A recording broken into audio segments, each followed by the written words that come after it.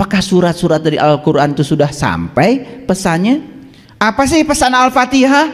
Apa pesan Al-Baqarah? Apa pesan Ali Imran? Apa pesan Al-Maidah? Apa pesan An-Nisa? Apa pesan Al-An'am? Apa sih pesan Al-Ikhlas? Apa sih pesan Al-Falaq? Apa sih pesan Anas? Sudah masuk pesannya belum? Itu berulang-ulang kita baca tiap hari, pesannya belum sampai. Nah, di balik pesan itu ada isinya. Isinya itu adalah tanda. Jadi sebetulnya surat itu dikirim kepada kita, Allah sedang berpesan bahwa di balik Al-Quran itu ada aku. Clear? Makanya ada kata-kata bijak ya. Siapa yang melihat Quran dengan mata lahirnya, dia hanya melihat kata-kata. Siapa yang melihat Quran dengan pikirannya, dia hanya melihat pengetahuan. Tapi siapa yang melihat Tuhan dengan mata kalbunya, dengan segenap jiwanya, maka dia akan melihat Tuhan.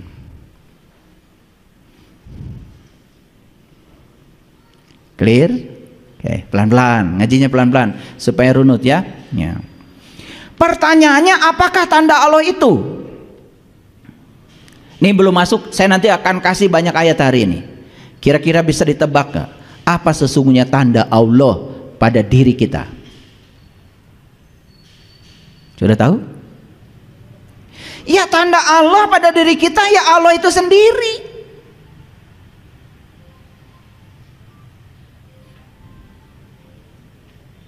Tanda Allah pada diri kita adalah Allah itu sendiri. Yuk kita buktikan perlahan-lahan ya. Supaya jelas saya sampaikan dulu hadisnya. Jadi dalam hadisnya dikatakan, sampaikan dariku walaupun satu ayat. Seorang Rasulullah, seorang Nabi Muhammad dan nabi-nabi yang lain tidak mungkin menyampaikan sesuatu kepada orang lain, sesuatu yang belum dialaminya, belum dipahaminya. Saya pastikan itu, karena ada ayat yang membatasinya. Nanti saya akan tunjukkan ayat. Jadi hadis ini adalah hadis riwayat Bukhari. Yuk, pertanyaannya sederhana.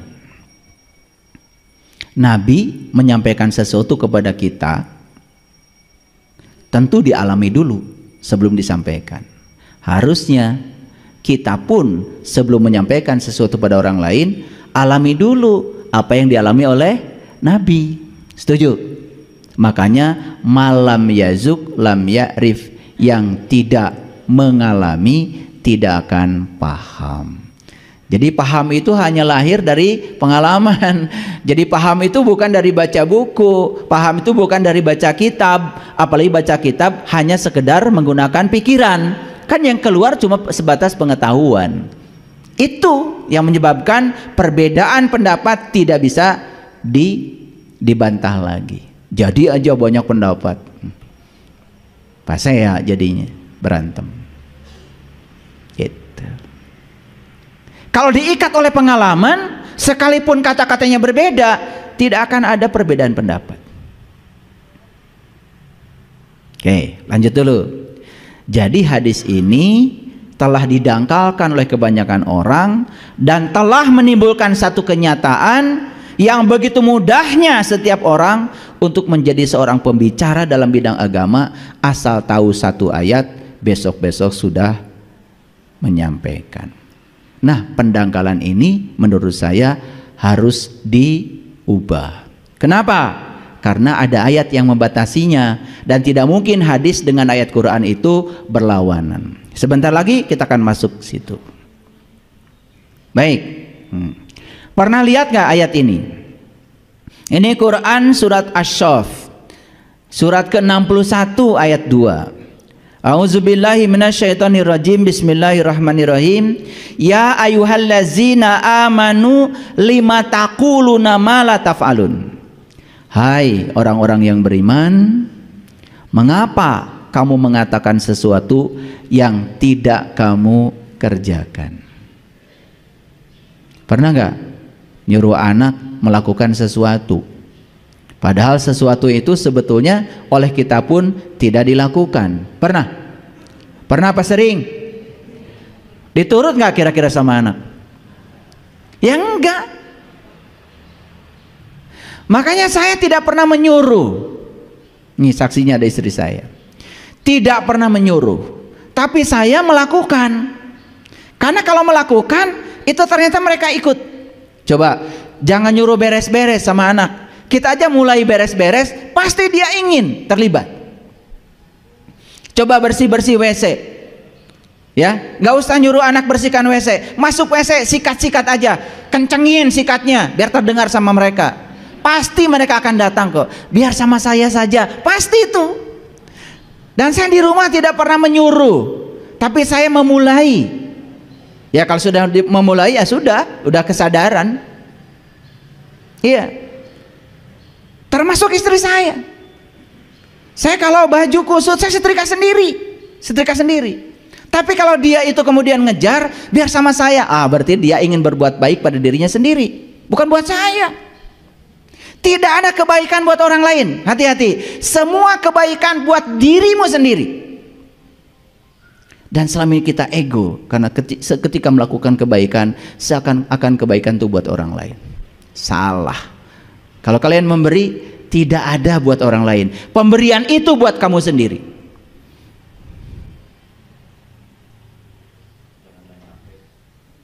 Ya? Jangan main HP. Lah, ibunya bilang jangan main HP sambil main HP. Yang saya tidak melarang main HP ya, karena sekarang banyak yang bisa dipelajari di HP. Mungkin juga kalian yang datang di sini mungkin gara-gara juga lihat HP kan, lihat YouTube saya, mungkin. Ya itu makanya saya tidak menyerang. Tetapi kalau jangan main game, ibu bapaknya sedang aslik main game. Nah ini masalah. Lihat saya semuanya. Ya ayyuhallazina amanu lima taquluna ma la taf'alun. Kemudian Allah mengatakan kaburo maqtan indallah antakulu ma la taf'alun. Amat besar ketidakriduan di sisi Allah bahwa kamu mengatakan apa yang kamu tidak kerjakan. Yuk lihat saya semua. Ilmu itu syaratnya harus koheren, tidak boleh bertentangan. Tidak mungkin hadis dengan Quran bertentangan. Hadisnya mengatakan sampaikan dariku walaupun satu ayat. Kalau ayat yang dimaksud adalah ayat yang tadi, sementara Quran membatasi, jangan kamu mengatakan sesuatu yang kamu tidak mengalaminya, tidak memahaminya, tidak merasakannya. Kalau itu kita gabungkan berbenturan kan? Di satu sisi kita boleh mengatakan, yang penting kita tahu satu ayat kan begitu. Di satu sisi Quran membatasi, tidak boleh kamu mengatakan sesuatu yang kamu tidak mengalaminya, merasakannya karena kamu tidak paham. Nah sekarang bagaimana sesuatu yang tidak koheren menjadi koheren, tidak bertentangan. Sekarang pahami, ayat itu tanda. Tanda Allah yang ada pada diri kita yang paling besar itu adalah ruhku yang Allah tiupkan ke dalam diri kita. Makanya ada hadis yang mengatakan man arafa nafsahu faqad arafa robba. Siapa yang kenal dirinya, dia kenal Tuhannya. Siapa diri kita itu sesungguhnya? Bukankah diri kita itu adalah ruhku yang Allah tiupkan ke dalam kita? Fa iza sawaituhu wa nafakhtu fihi min ruhi faqa'u lahu sajidin. Tanda Allah yang nyata dalam diri kita adalah adanya ruhku yang Allah tiupkan ke dalam diri kita. Makanya ruhku sering disebut sebagai bagian dari dirinya. Ruhku sering disebut sebagai percikan dari cahayanya. Banyak istilah-istilahnya. Tetapi gara-gara ruhku itulah kita hidup, bukan? Setuju sampai sini? Jadi tanda Allah yang nyata dalam diri kita adalah kehadiran ruhku yang Allah tiupkan ke dalam diri kita. Kenali ruhku, berarti kita sudah mengenali satu tanda. Dan kalau sudah mengenali satu tanda, berarti kita sudah beriman. Kalau kita sudah beriman, berarti kita sudah boleh membicarakan sebatas yang sudah dialami. Maaf ya, Iman kita kan iman percaya. Percaya belum mengalami. Kan lucu. Percaya sesuatu padahal belum mengalami. Kok bisa? Terus terang kalau saya disuruh mempercayai sesuatu yang saya belum membuktikan, belum mengalaminya, ya saya tidak bisa. Walaupun dipaksa saya tidak bisa. Makanya muncullah la ikraha fiddin. Makanya agama tidak ada paksaan. Karena tidak boleh memaksa orang lain harus percaya. Umatnya Nabi Musa disuruh percaya sama Allahnya Musa. Kemudian timbul pertanyaan, hai Musa, sungguh aku tidak akan beriman pada Allahmu sebelum aku juga sama-sama melihat dong. Masuk akal? Oke. Ini saya jelaskan secara saintifik. Pendekatan saya saintifik. Artinya cerna ya. Kalau kita bisa jujur pada diri sendiri, bisa jujur pada diri sendiri, ini awal menemukan hidayah. Karena awal menemukan hidayah itu, satu mau mendengar, yang kedua mau mengikuti, dan mengikuti itu syaratnya satu, jujur pada diri sendiri. Jujur pada diri sendiri. Itu kuncinya. Clear sampai sini? Masih berlawanan hadis itu? Tidak kan? Jadi artinya tidak sembarangan seseorang boleh menyampaikan sesuatu kepada orang lain, apalagi dia belum mengalami, belum merasakannya. Tidak boleh. Kan ayat ini membatasi. Clear? Oke.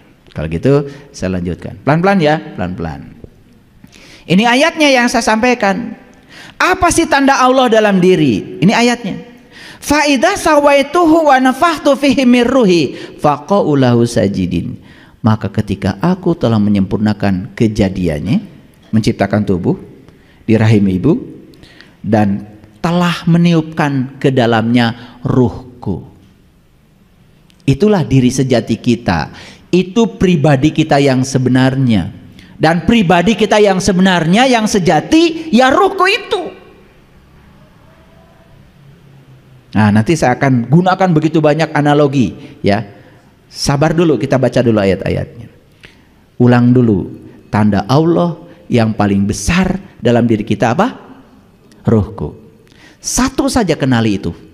Makanya Allah lewat Rasulnya menjamin, siapa yang kenal dirinya, maka dia akan kenal Tuhannya. Cukup mengenali pribadimu yang sejati, maka kita akan tahu segalanya.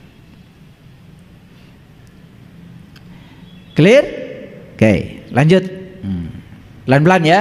Nah. Apakah wujud ruh itu menurut Al-Quran? Jadi saya batasi supaya kita tidak keluar dari konteks. Karena, mohon maaf, banyak sekali istilah-istilah Quran yang ditanyakan ke kamus. Itu jadi nggak nyambung. Karena Quran itu bahasa Tuhan, bahasa Arab, maka satu-satu yang bisa ditanyai oleh kita, ya Rob. Bukan kamus. Kalau tanya kamus, itu jadi bahasa manusia. Oke, baik kita lihat. Kita baca ya ayatnya ya, supaya jelas. Wa kadzalika auhayna ilaika ruhan. Apa? Ada kata ruh di situ? Ada. Saya terjemahkan ya. Dan demikianlah kami wahyukan kepadamu ruh min amrina, dengan perintah kami. Jadi ruh itu diperintahkan ke sini. Makanya sebetulnya manusia itu sejatinya adalah ruh. Sesungguhnya manusia itu sejatinya adalah makhluk spiritual. Sesungguhnya sejatinya manusia itu adalah makhluk cahaya. Dikaryakan di semesta untuk mencahayakan semesta. Sekarang manusia lupa pada jati dirinya. Datang ke semesta malah ikut menggelapkan semesta. Lupa akan asal muasalnya sebagai makhluk cahaya. Yuk saya mengajak, mari kita cahayakan semesta ini. Makanya leluhur kita mengatakan, ya, tugas kita di sini adalah memayu hayuning bawono, mempercantik semesta yang sudah cantik itu. Siapapun yang berkontribusi mempercantik semesta yang sudah cantik, itulah yang disebut dengan orang soleh. Ada pertikaian, dia datang untuk mendamaikan. Mempercantik itu. Bukan malah menimbulkan pertikaian baru. Bahkan saya kalau di rumah, kalau ada satu bunga di rumah saya mati, masalahnya bukan pada bunga, masalahnya penghuni rumah. Tidak ada kasih sayang. Makanya saya pagi-pagi tidak pernah minum sebelum saya kontrol dulu supaya bunga di rumah saya minum. Saya tidak sarapan pagi kalau ikan di rumah saya tidak makan. Mereka harus duluan makan, baru saya makan. Karena yang namanya anggota rumah tangga itu bukan hanya manusia. Bahkan di rumah kita juga ada anggota yang tidak kelihatan. Jangan lupa. Bunga tuh anggota, ikan tuh anggota, semua makhluk hidup yang dihadirkan di rumah kita tuh anggota rumah tangga kita. Apa kabar? Sampai ada bunga mati di rumah kita. Kalau kalian kemana? Bagi saya, ini kehilangan cinta kasih ini. Bukan soal bunganya mati, kehilangan cinta kasih. Tapi kalau kita sudah urus bagus kemudian mati, ya sudah selesai. Dia menjalankan perannya, lain lagi tuh. Tapi kalau mati karena kekeringan, saya kira gak ada cinta kasih. Makanya saya bawel sekali. Kemanapun saya pergi, ya termasuk ke sini, ya saya selalu ngontrol. Kemarin saya pergi ke Jelekong itu, tempat yang sedang kita bangun di sana. Ada bunga yang kering, ya udah saya siram. Begitu saya nyiram, sibuk semuanya. Biar sama saya ayah. Tuh. Iya biasa. Kalau saya sibuk semua. Ya saya sibuk bukan karena ingin dipuji, karena saya pengen nyiram. Karena saya barusan minum 1 gelas itu bunga kering, itu ada rumput kering. Masa tidak kelihatan dia kering? Kan kelihatan. Dan itu dianggap hal biasa. Ini soal cinta kasih. Soal cinta kasih para sahabat. Kalau kita sudah merasakan cinta kasihnya Allah di dalam, maka cinta kasih ini akan keluar dari dalam keluar secara otomatis.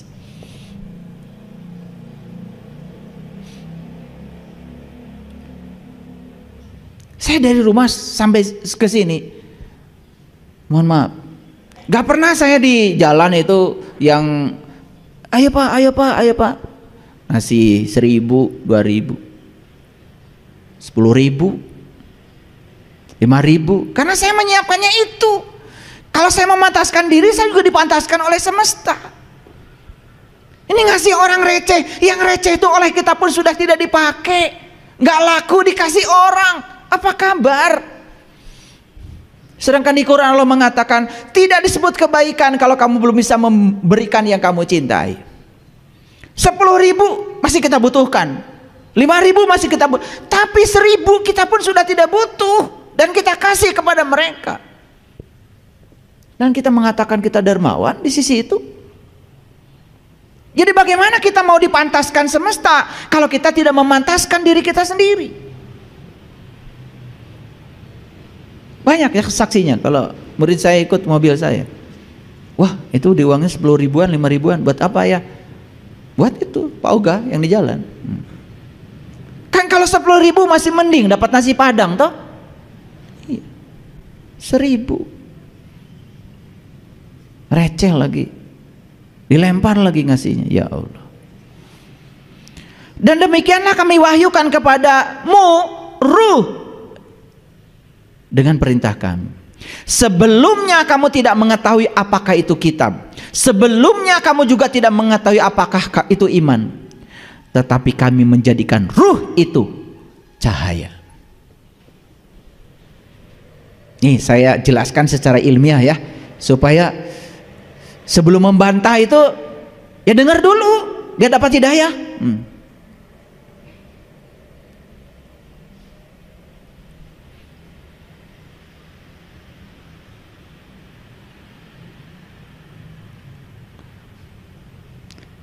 Kita itu gampang sekali kalau membantah gitu. Padahal tidak punya pengetahuan. Bahkan tidak mendalami apapun, cuman kebetulan ada atribut pada diri kita sebagai siapa di masyarakat, gampang sekali melakukan penghukuman pada orang lain. Setiap ada isu apa, apalagi menyangkut agama, hati-hati. Gunakan kewarasan kita dalam berpikir. Sebelumnya kamu tidak mengetahui apakah kitab, sebelumnya kamu tidak mengetahui apakah itu iman, tetapi kami menjadikan ruh itu adalah cahaya. Jelas ayatnya di sini. Di sini, walakin ja'alnahu nuron.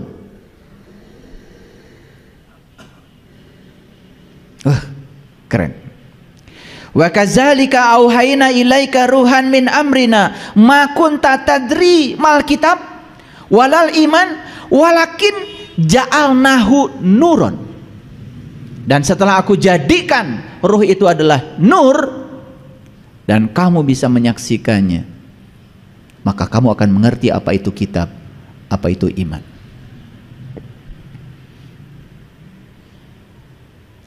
Keren sekali ayat ini. Agak dalam nih ya ngaji hari ini. Kemudian nahdi bihi, yang kami tunjuki dengan cahaya itu siapa yang kami kehendaki di antara hamba-hamba kami. Pertanyaan, ya Allah, akankah engkau menunjukkan kepadaku agar aku bisa menemukan cahayamu ya Allah?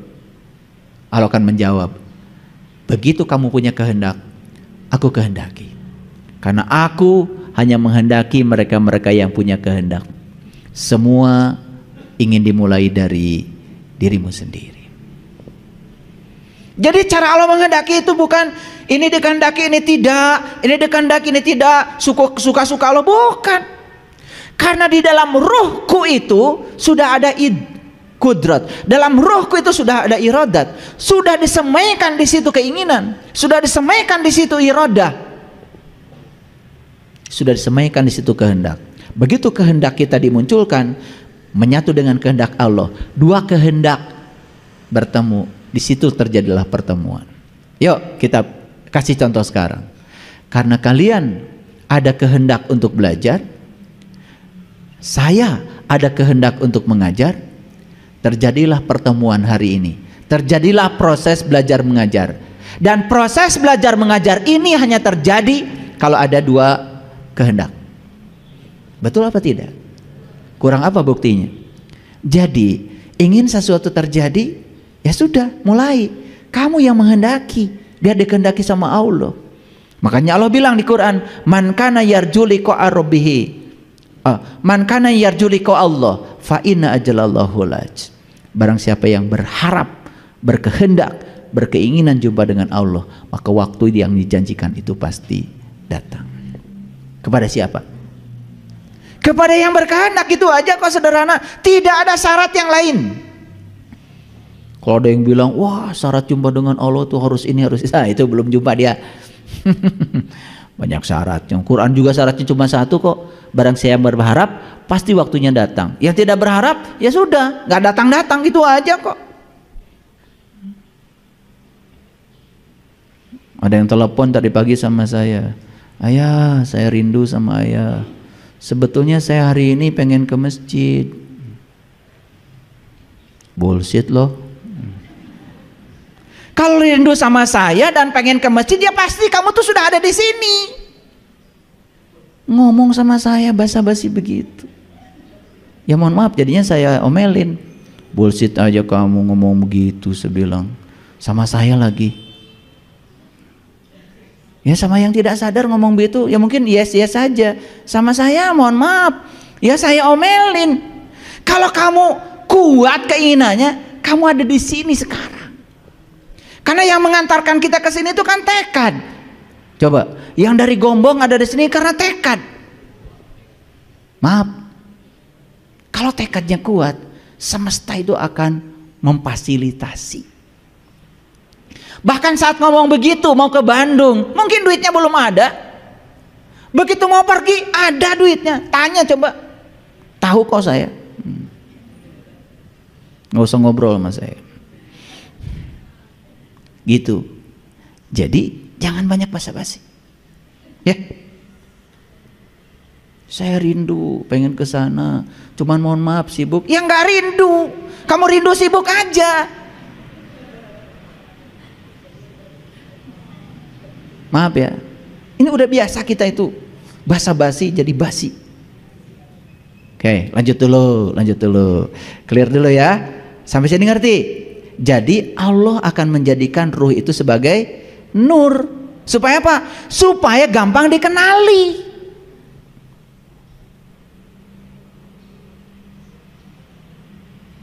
Makanya di Quran surat An-Nur ayat 35 Allah cerita Allahu nurun, kan gitu.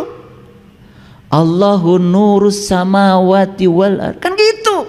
Nih ada orang pesantren. Allah yang bilang begitu, bukan saya. Allahu nurus samawati wal ard masalu nurihi kamishkatin fiha misbah al misbahu fi jujaja ajujajatu ka'annaha kaukab. Kalau sudah mengalami ayat itu, tidak ada kata-kata lagi. Yang ada cuman pengalaman, yang ada cuman hangat-hangat air mata. Karena ayat itu sudah jadi pengalaman, bukan kata-kata lagi. Maka di akhir dari ayat itu Allah mengatakan apa? Yahdillahu linurihi mayyasha. Dan aku menunjukkan kepada cahayaku siapa yang aku kehendaki. Terima kasih ya Allah, aku telah dikehendaki olehmu sehingga aku bisa sampai pada cahayamu. Sekecil apapun cahaya yang hadir dalam kegelapan batinku ya Allah, sangat berarti dalam kegelapan batinku. Gitu nggak ngajinya? Lanjut dulu, santai dulu, tarik nafas dulu dalam-dalam. Yes, biar sadar. Nah sekarang saya mau jelaskan dulu. Tugasnya para nabi, para rasul itu tadi secara global mengajak manusia kembali kepada Allah. Itu visinya. Misinya, visi dengan misi beda ya. Misinya adalah mengajarkan ilmu ketuhanan, mengajarkan manusia supaya mengenal Tuhan.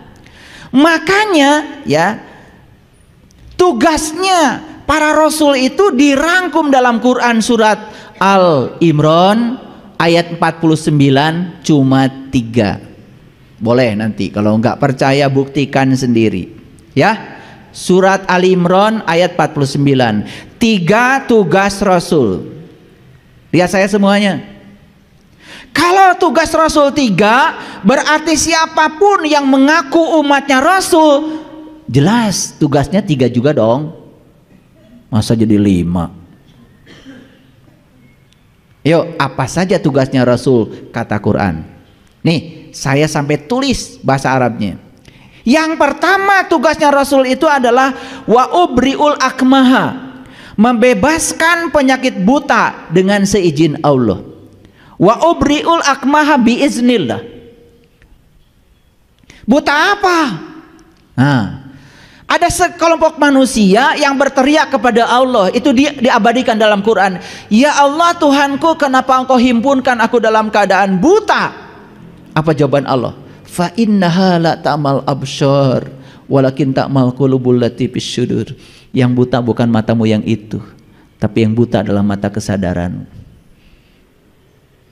Jadi tugas utama Rasul yang pertama adalah membebaskan penyakit buta, tentu dengan seizin Allah. Karena di Quran itu semuanya begitu. Ya biiznillah, biiznillah, biiznillah, dengan seizin Allah. Tidak sendiri. Itu sebabnya Rasul itu syafaatnya itu diberikan oleh Allah. Makanya Allah bilang di Quran, kullillahi syafa'atu jami'a. Katakanlah hai Rasul, syafaat itu jami'a, semua kepunyaan Allah. Jadi apa wujudnya syafaat? Kalau kita mendapati ilmu Allah lewat Rasul, dan kemudian kita bisa sampai kepada Allah, ketemu ilmunya hari ini, itu yang disebut dengan syafaat. Syafaat bukan nanti, syafaat itu di sini, saat ini, sekarang. Lanjut. Apa tugas utama Rasul yang pertama? Membebaskan penyakit buta dengan seizin Allah. Jadi siapapun yang mengaku dirinya umat Rasul apalagi menyampaikan tanda-tanda menyampaikan itu yang disampaikan tadi. Sampaikan walaupun satu tanda. Berarti dia harus mengalami dulu dong tanda ini. Ini masalahnya belum mengalami apa-apa sudah keluar-keluar di mana-mana.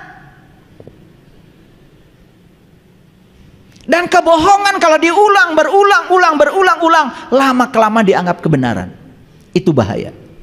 Membentuk paradigma. Kenapa? Karena pada subconscious mind-nya manusia itu ada yang namanya RAS, Reticular Activating System. Itu filter yang jebolnya itu bukan karena baik buruk, jebolnya itu karena pengulangan.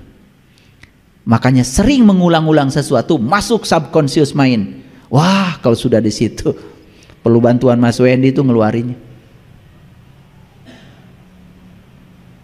Harus dihipnoterapi.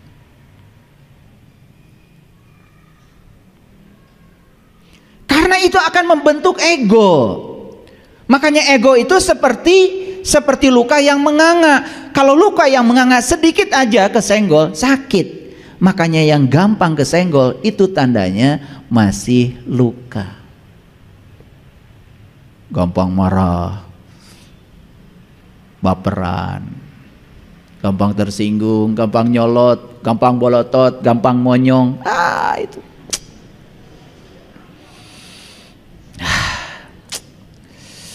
Menakutkan. Saya lihat yang kayak gitu takut. Kayak uka-uka.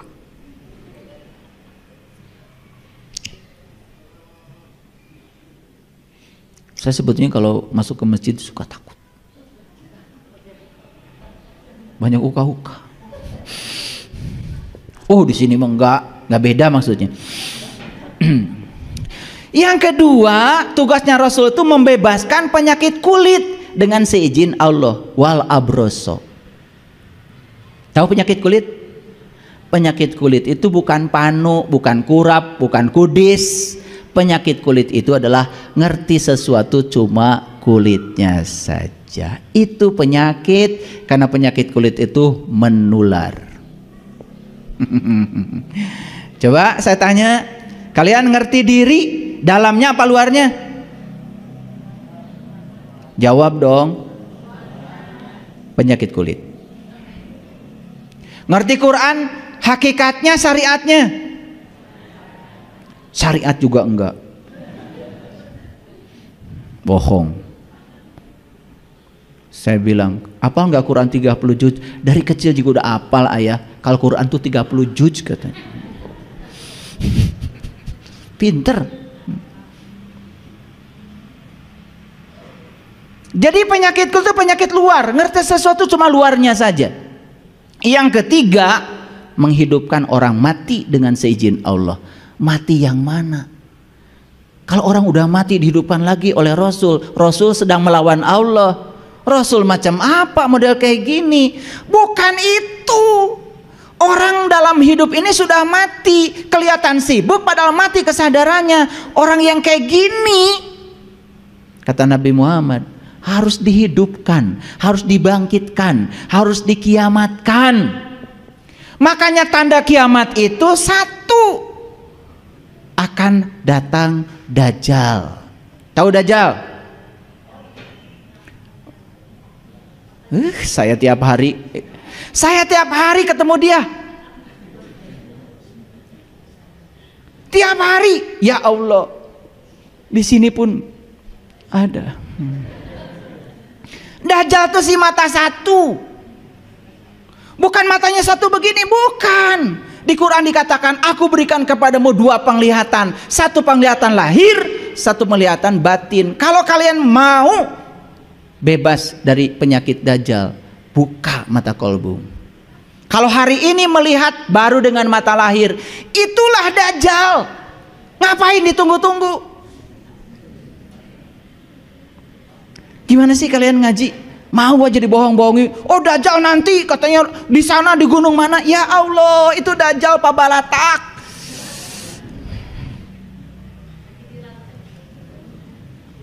Dajjal tuh si mata satu, matanya cuman mata lahir. Siapapun yang hidup dengan mata lahir, salah persepsi, salah interpretasi, itu Dajjal. Paham sampai sini? Ada Dajjal nggak di orang ini? Maaf ya, maaf. Kalau saya nggak nanya gini, kayaknya kurang tegas itu. Nah, ketika kita sadar bahwa kita ini si mata satu, Dajjal, oh, saya selama ini pantesan salah persepsi, salah interpretasi, karena saya matanya cuma satu, saya melihat dengan mata lahir, maka saya melihat hanya kulitnya saja. Oh, ternyata Dajjal tuh nggak jauh-jauh nyarinya. Tiap hari dimandiin, disabunin, dilipstikin, ketawa tuh Dajjal. Makanya Dajjal ini harus cari Imam Mahdi. Imam Mahdi, pemimpin yang bisa menunjukkan. Pengen jiwit saya teh kalian tuh. Cari Imam Mahdi, pemimpin yang bisa menunjukkan. Bisa menunjukkan apa? Menunjukkan tanda Allah. Allah tuh bersama kamu. Sedekat itu Allah dengan kamu, kok kamu tidak melihatnya? Iya teh ngalartos teh ngaos teh. Saya udah keringatan gini. Teu karunya atuh ka saya. Makanya setelah ada Imam Mahdi akan terjadi kiamat. Hari kebangkitan. Bangkit apa? Bangkit kita dari tidak sadar menjadi sadar. Cing atuh Dajjal marikir. Yang saya sedih itu si mata satu ini ngomong di mana-mana, seakan-akan dia ngomong kebenaran, padahal ngomong kebohongan, cuma berbaju kebenaran. Kan apa yang disampaikan belum dialami, belum dirasakan, cuman berlindung di balik sampaikan, walaupun satu ayat. Orang teh udah ngadenge si eta, padahal teu ngartina naon. Ini jantung saya berdetak ya, nggak tahu kenapa nih. Kayaknya Dajjal marah. Yang ketiga, tugas Rasul itu menghidupkan orang mati. Yuk kita ulang kata Quran. Tugas Rasul berapa? 3, harus pintar. 1, menyembuhkan penyakit buta. 2, menyembuhkan penyakit kulit. 3, menghidupkan orang mati. Mati apanya? Kesadarannya. Kalau dia punya kemampuan yang 3 ini, itulah yang disebut dengan pewaris ilmunya Nabi. Itu yang disebut dengan ulama. Maaf ya, saya harus bicara ini karena ini kebenaran, ini Quran. Karena terlalu banyak orang yang mengaku-ngaku. Asal sudah bisa Iqra 1 sampai 3, udah bikin pondok pesantren. Lanjut. Oke. Yuk lihat saya semua. Jadi tanda Allah yang paling besar itu apa tadi? Ruhku pada diri. Wujud ruh itu apa kata Allah? Aku ubah menjadi nur supaya gampang dikenali. Maka semua nabi, semua rasul, perjalanan spiritualnya pasti mengawalinya dengan nur. Nabi Ibrahim bertemu bintang, bertemu bulan. Nur bukan? Nur. Nabi Muhammad juga diabadikan dalam Quran surat An-Najm. Najm itu bintang. Nur bukan? Sunan Kalijaga pun memanjat pohon belimbing. Tahu belimbing? Apa?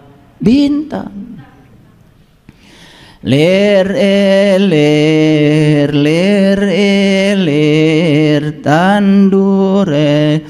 tandure sumilir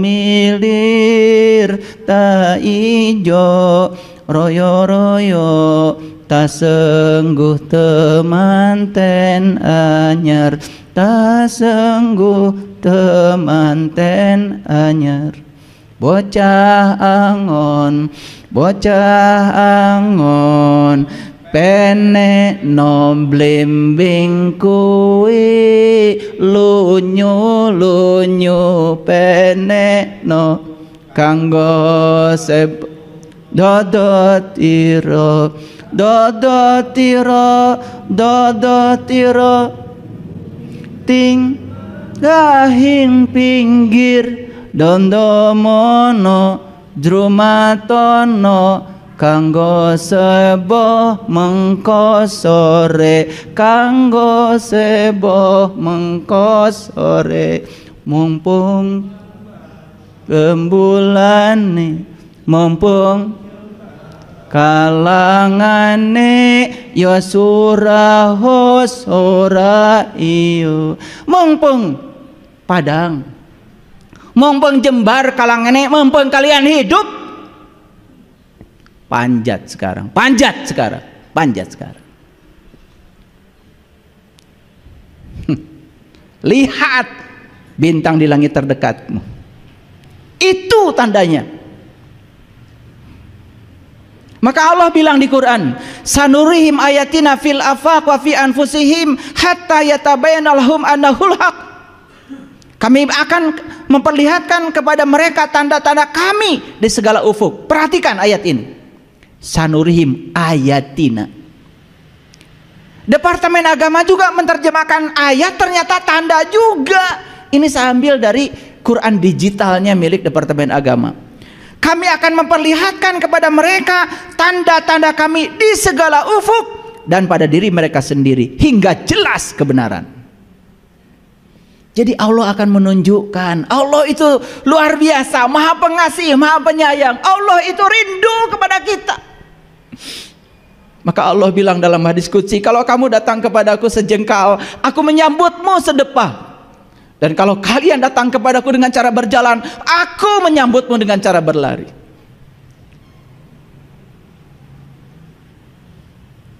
Paham? Jadi Allah menunjukkan tanda-tandanya di mana? Di segala ufuk. Tapi yang paling penting kata Allah, wa fi anfusihim, pada dirimu. Sudahkah kamu menyaksikan tandanya pada dirimu? Sudah? Sudah belum? Kalau belum, kapan?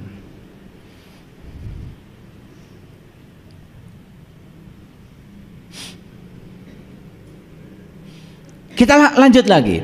Dalam Quran surat Ali Imran ayat 190 Allah mengatakan, inna fi khalqis samawati wal ar wa ikhtilafil laili wan nahar la ayati. Ada ayat lagi. La ayati liulil albab. Lihat terjemahannya. Sesungguhnya dalam penciptaan langit dan bumi dan silih bergantinya malam dan siang terdapat tanda. Bagi siapa? Ulil albab. Ternyata tanda itu hanya miliknya ulil albab. Yang bukan ulil albab tidak akan pernah melihat tanda itu. Saya tanya sekarang, kalian ulil albab bukan? Ulil albab bukan? Ulil albab bukan? Iya. Ntar ditanya sama ya ulil albab apa, bingung. Ulil albab itu ada definisinya. Lihat Quran. Alladzina yazkurunallaha qiyaman wa qu'udan wa ala junubihim. Ulil albab itu adalah orang yang sudah berhasil mengingat Allah dalam keadaan berdiri, duduk dan berbaring. Pertanyaan saya, apakah kita sudah berhasil mengingat Allah? Sudah? Sudah tahu Allah? Bagaimana kita bisa mengingatnya? Tahu saja belum. Makanya perintah mengingat Allah di Quran semua diawali dengan perintah haji. Coba lihat perintah haji. Fa iza afadtum min arafah fazkurullah. Fa idza qadaitum manasikakum fazkurullah. Semua perintah mengingat Allah diawali dengan haji. Kalau begitu ingat dulu, ketemu dulu. Ketemu dulu dong. Bagaimana bisa ingat belum ketemu? Ya Allah, aku sangat mencintaimu. Bullshit kata Allah. Ketemu aja belum. Kan ada dalilnya itu di Jawa Timur. Tanya tuh sama Mas Charlie. Apa dalilnya tuh Mas?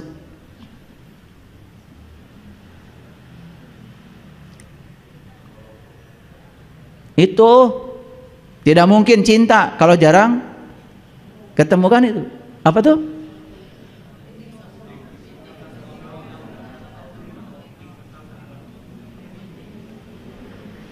Witing tresno jalaran soko kulino. Jadi munculnya tresno itu karena jalaran soko kulino di tempat kuliner. Munculnya rasa cinta itu karena sering ketemu. Lah sekarang kamu ketemu juga belum, udah ngaku-ngaku mencintai Allah, gimana sih? Maaf ya. Akhirnya pengakuan kita tuh cuma di mulut saja, prakteknya enggak. Sama kamu dengan yang lain, tersinggungan, baperan, gampang marah.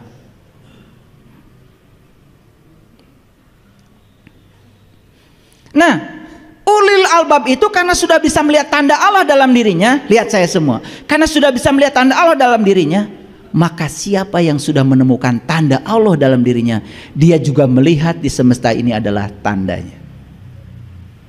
Makanya di Quran dikatakan, maka dia itu mengatakan pada Allah apa yang dikatakan oleh ulil albab, Rabbana ma khalaqta hada batilan subhanaka faqina azabannar. Ya Allah, tiadalah engkau menciptakan semuanya sia-sia. Maha suci engkau ya Allah, peliharalah kami dari siksa api neraka. Itu ulul albab. Jadi ulul albab sudah menerima apapun. Karena apa? Apapun yang terjadi, ya sudah, terjadilah, itu kebenaran. Tidak menilai benar salah lagi. Gitu. Sudah begitu belum? Boro-boro. Masih judes gitu. Nah sekarang saya akan tunjukkan apa tanda Allah yang paling besar.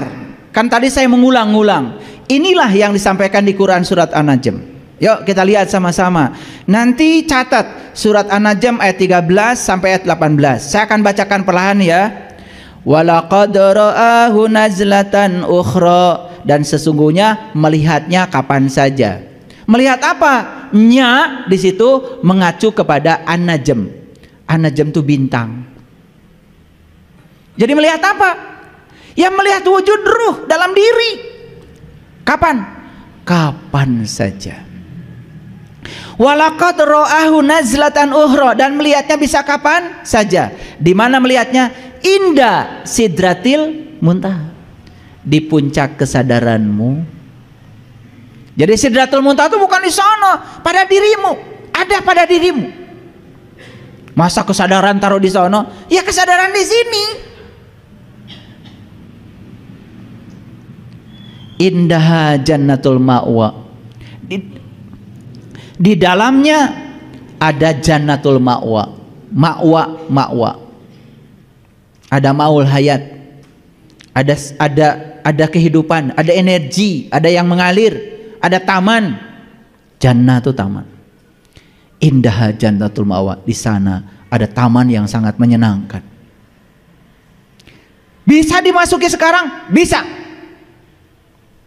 Saya bilang bisa.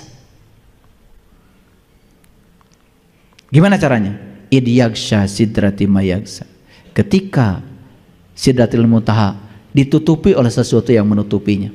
Ketika kita bisa ujlah, ketika kita bisa mengasingkan diri, ketika kita bisa hening, itu ditutupi kita dari yang semua yang di luar. Hening, bening di situ. Kan saya bilang tadi, kenapa kita tidak bisa mendengarkan suara kebenaran? Karena kebisingan pikiran kita. Kalau kita bisa ujlah, oh keren banget.